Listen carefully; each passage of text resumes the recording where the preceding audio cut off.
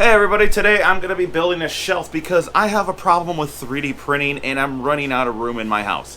Now, I saw this shelf pop up on Etsy for $280, I think, and me and my wife kind of like the design, but I'm not going to spend that. I have some leftover hardwood from projects. This was going to be a different project, but it's some cherry that I had milled up already sitting in my shop. I'm going to use that for the frame, and the shelves, I don't know yet. We'll see what I have laying around.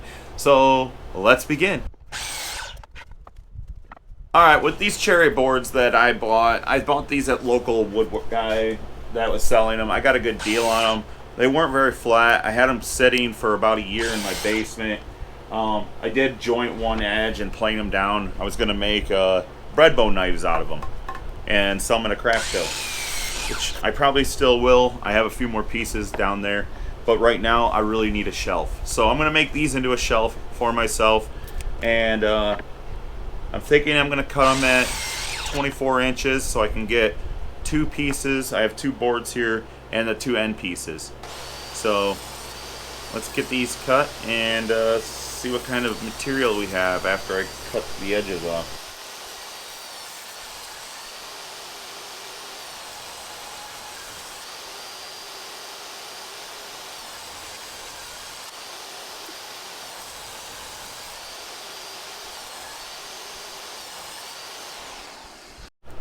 Okay, like I mentioned, I bought some of this wood at a really good deal, and you win some, you lose some. Some of the boards came out pretty good, you know, not bad. But then I got this one, you know, it could have just not been completely dried when I bought it.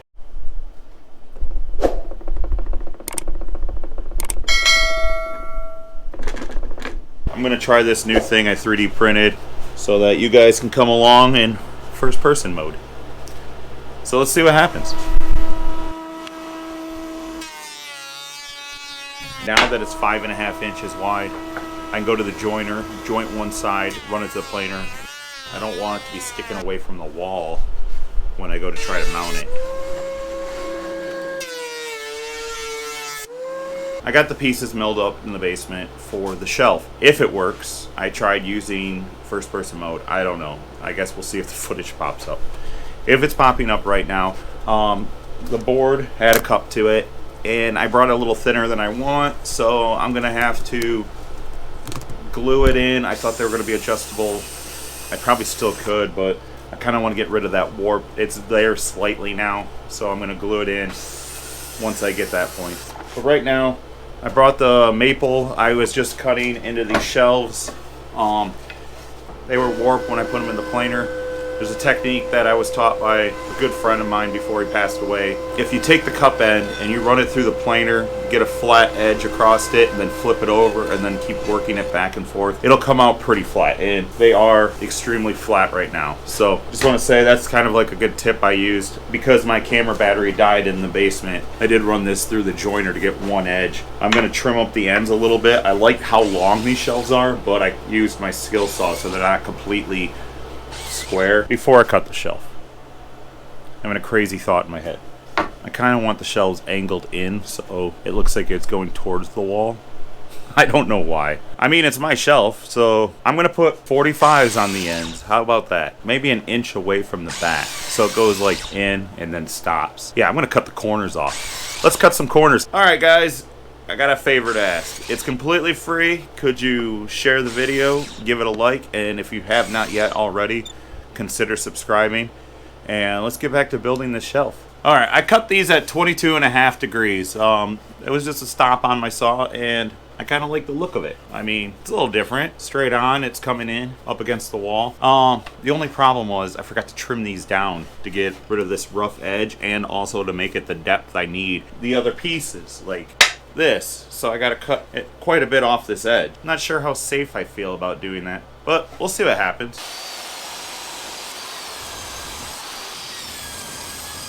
I'm gonna do the end pieces right now on the table saw. They're a little long, but I'm gonna go in 1/4 inch on all the material. That's why I made it all the shelf material 6 inches. I wanted my shelves to be about 5.5 inches, because that's kind of what I saw that people on Etsy were making them. I don't know if that's just because a shelf should be that, but what is a shelf if you don't know it's on the wall? I guess it's just a board. Well, anyways, I'm gonna go 5.5 inches on my board until it's a shelf. And then, so I'm gonna do the dados. I'm gonna set the piece for the blocks are a little thicker.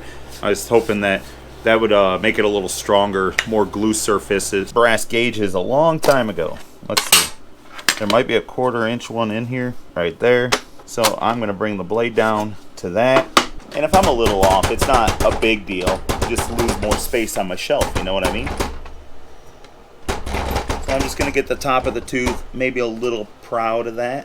Figured out the numbers that I wanted to make these shelves spaced out. I measured from here to here and found out it was like 28.25. Now I divided that by 3. I used ChatGPT to find the bottom edge of each shelf. So the bottom is at 7/16, 14.5, and 21 9/16. I'm going to start at a line and then go over until it fits. Yeah, I just got to mark that side's the bottom. So I'm going to do that right now so that I don't forget which side is the bottom for when I do the next board. I mean, 2 dados on a single blade table saw for both those boards. That took, on the camera, it said 4 minutes. Yeah, I could have set up a router. Yeah, I love using my table saw, especially for this. This is a lot of fun. Yeah, a router might have been faster, but I don't really know if it would have been because I'd had to clamp down jigs and stuff. I'm going to knock out these other 2 really quick so we can get to sanding.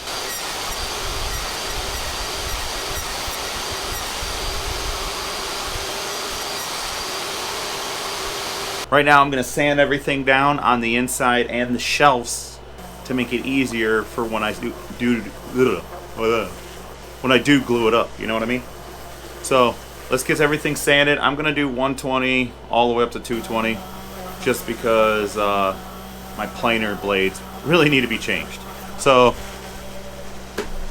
yeah, let us sand.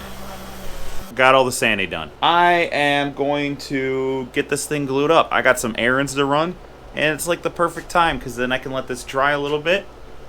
Win-win. So I do want to say that if you're wondering why I'm using a shipping blanket to sand on, I really like a nice smooth finish. And if I don't use a shipping blanket, I usually dent it or mess it up somehow.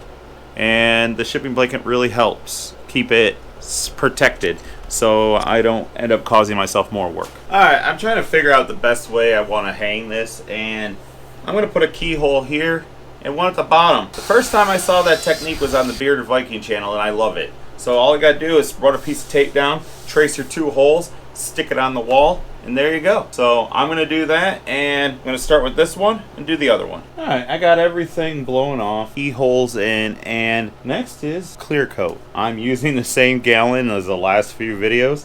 I've opened this gallon. I am now committed to finish this gallon. Once you open up a gallon, it doesn't last only about a year. So I want to make sure I can get the rest of my projects done with this 1 gallon. Okay, as you can see here, the color looks awesome. I mean, the outside is cherry and these are maple. So the cherry's going to darken over time, you know, as the sun hits it or whatever. So I can't wait to get this done. I have 2 more coats. I'm going to give it 2 hours. Do another coat just like last video. Not going to record it, it's just like doing the first coat, and then the final coat, lightly sand it, and we'll see what it looks like. 1 in the morning now, and I'm getting ready to put the final coat on. Basically just get it smooth again. There's a little bit of roughness, so I'm just going to hit it with 220. There will be a light powder on there. It's fine. It's fine. You just wipe it off with a tack cloth, recoat it, and give it a couple hours and this thing will be done. I can't wait to get all my stuff on here. Alright guys, thank you so much for staying to the end of the video. I appreciate that so much. YouTube promotes videos that get viewers to watch all the way through the end. So thank you. If you could leave me a comment, that helps too. Subscribe, like, share the video. All that stuff helps, and I do appreciate it. I am going to have some of the items that I used in the video as affiliate links in the description. Before I show you the final product, I do want to mention my next video is going to be on a laser review. And I have done quite a few laser reviews because lasers help me make money on the side at craft shows, either adding my logo to things or just personalizing stuff. So I don't do too many tool reviews, but there probably will be more laser videos, and I'll try not to get too many in one time, but we'll see what happens. Anyways, thank you again, and I'll see you in another Crafted by Ray video.